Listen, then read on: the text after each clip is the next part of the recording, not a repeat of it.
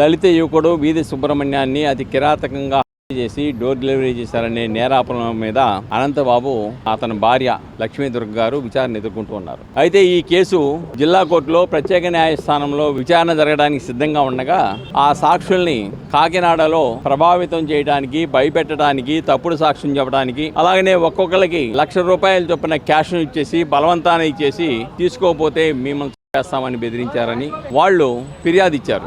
సర్పవరంలో వాళ్ళ నలుగురు దగ్గర నుంచి కూడా ₹4,00,000 పోలీసు వాళ్ళు స్వాధీనం చేసుకున్నారు. అలానే ఎవరైతే ఇది పరిష్కారం చేసి సాక్షులను ప్రభావితం చేయాలన్నారో ఆయన కూడా 4వ ముద్దాయి. ఆయన ఒప్పుదల స్టేట్మెంట్ ప్రకారం కూడా ఆయనకు కూడా ₹1,00,000 ఇస్తామని 25,000 ఇచ్చారు. 25,000 కూడా స్వాధీనం చేసుకున్నారు. అనంతబాబు గారిని A1 మొదటి ముద్దాయిగా పెట్టి మరొక నలుగురు మీద కేసు నమోదు చేశారు. ఆ కేసు నమోదు చేసి దాని మీద అరెస్ట్ చేయడానికి వెళ్తే ఆయన పారిపోయాడు. తర్వాత ఈ రోజు ఈయన దొడ్డిదారిని వచ్చాడు. దీనిలో ఈ బెయిల్ రద్దు చేయడానికి అది మంగళవారం, బుధవారంలో దాని మీద విచారణ జరిగి నిర్ధారించడం జరుగుతుంది.